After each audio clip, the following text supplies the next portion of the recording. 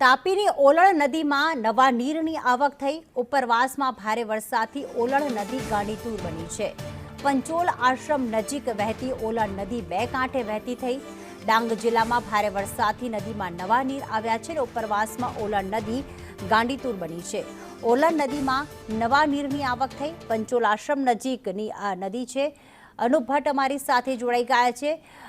અનુપ, ઓલણ નદીમાં નવા નીર આવ્યા છે, ગાંડીતુર બની છે, ત્યારે શું આસપાસના ગ્રામ્ય વિસ્તારમાં એલર્ટ આપવામાં આવ્યું છે કે કેમ?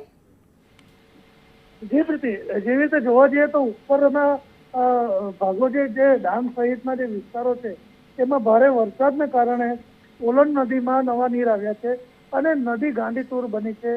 આ એ જ જગ્યા છે કે ગત વર્ષે જે આ નદીએ ભારે તારાજી સર્જી હતી। ડોલવણ તાલુકામાં પંચોલ આશ્રમમાં પણ બાળકો ફસાઈ ગયા હતા, ત્યાં પાણી ઘૂસી ગયા હતા અને ત્યાંથી બાળકોને બોટ દ્વારા રેસ્ક્યુ કરવામાં આવ્યા હતા।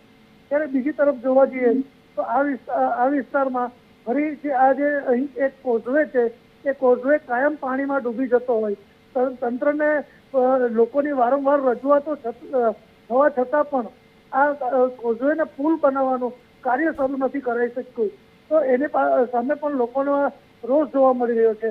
ત્યારે જે હાલ જે પરિસ્થિતિ છે એ પરિસ્થિતિને જોઈને ક્યાંક ને ક્યાંક જે બાળકો છે, આશ્રમ શાળાના બાળકો છે, તેમને ગત વર્ષની જે ભયજનક જે દ્રશ્યો હતા તે યાદ આવી રહ્યા છે। આભાર તમામ માહિતી માટે।